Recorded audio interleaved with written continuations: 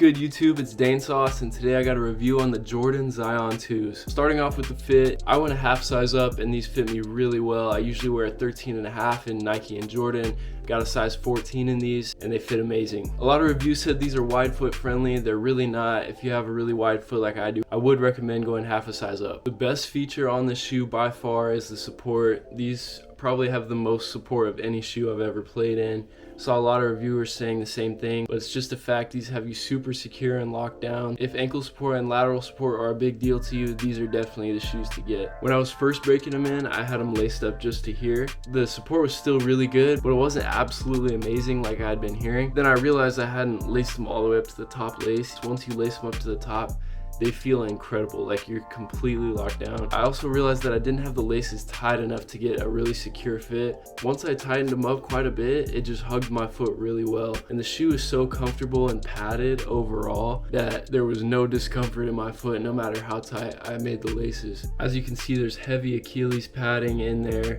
and the tongue is pretty decently padded on the inside as well. Materials on this shoe are absolutely amazing, especially on this colorway. The entire upper is made of 3 or 4 different kinds of leather. This is probably the first shoe I've had that's all leather like this, with real leather especially. So the shoe is definitely pretty heavy because of the materials and this thick caged rubber outsole. But when it's on foot, even though it's heavy, it feels premium. The cushioning setup in these is really nice. You have an air strobel unit going through the heel area of the shoe, which is really nice. You can see that air strobel unit inside, and you can even see that long shank plate underneath the shoe.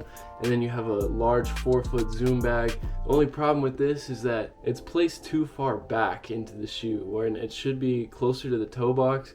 It's a little too far back, almost behind your forefoot, to where you're barely feeling the edge of it. It's still noticeable and feels good, but it should have been moved forward a bit. I saw some other reviewers pointing this out too, so I know it wasn't just my foot. Also, the PSI in that zoom bag is a little bit too high, I feel like. Maybe if it was just a tiny bit softer, it would have been a lot more responsive. The foam that they're using has more of a rubbery, squishy feeling than a foamy feeling, if that makes sense. I think this will feel better and better as I keep breaking it in more and more. This shoe is very supported in that midfoot area. Like, I can barely flex it, which is really nice for support. The insole is like a quilted leather, which is a really nice touch. It's a bit more slippery than other insoles, but it's not that noticeable. Traction was pretty solid. It gets the job done for the most part. The only complaints I had were these areas right here. I noticed if I was doing pivots and spins and stuff, this area usually makes a lot of contact with the ground, so I'm not sure why they just cut this area out as if you don't need it, because this is the only place that I felt slippage on the entire shoe. The base is definitely wide enough and stable enough, but yeah, these edges just don't get the job done as well as they should. Maybe if the traction wrapped up a tiny bit, even just like 2 millimeters on the outside more,